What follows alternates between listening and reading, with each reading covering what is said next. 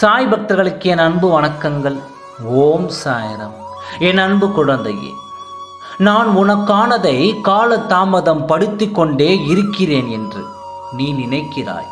கால தாமதம் என்று நீதான் மனதிற்குள்ளேயே வருத்தப்பட்டிருக்கிறாய் என்று எனக்கு தெரியும்.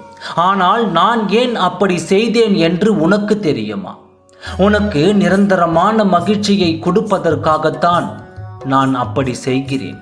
நீயோ நினைக்கிறாய், அப்பா எனக்கு தராமல் இருப்பதுதான் எனக்கு கவலையாக இருக்கின்றது என்று. உங்கள் குழந்தையின் முகத்தில் மகிழ்ச்சியை பார்க்க வேண்டும் என்று நீங்கள் நினைத்தால் எனக்கு இப்பவே உடனடியாக தாருங்கள் என்று என்னிடம் புலம்பி தவித்துக் கொண்டிருக்கிறாய். உன் புலம்பங்கள் கேட்டும் நான் ஏன் அமைதியாக இருக்கின்றேன் தெரியுமா? உனக்கு அதை எப்பொழுது தர வேண்டும் என்று எனக்கு மட்டும்தான் தெரியும். நான் உன்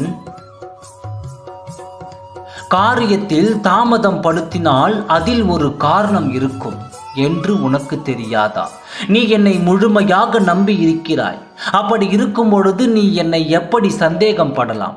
நீ என்னை சந்தேகம் படும் அளவிற்கு இங்கு ஒன்றுமே நடந்து விடவில்லையே. நீயும் மனதிற்குள் சில நேரங்களில் நம்பலாமா வேண்டாமா என்று நினைக்கிறாய்.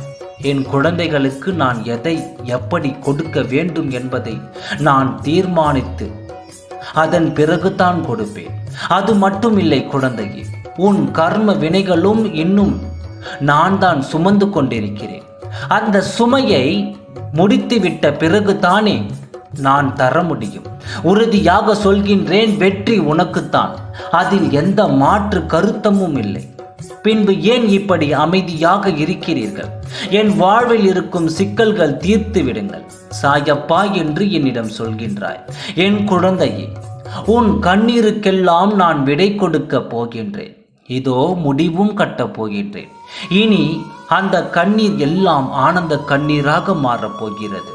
நீ எதையெல்லாம் இழந்து தவித்து கொண்டிருக்கிறாயோ அதை விட மிக சிறப்பான ஒன்றை உன் கையில் வந்து கொடுக்கப் போகின்றேன்.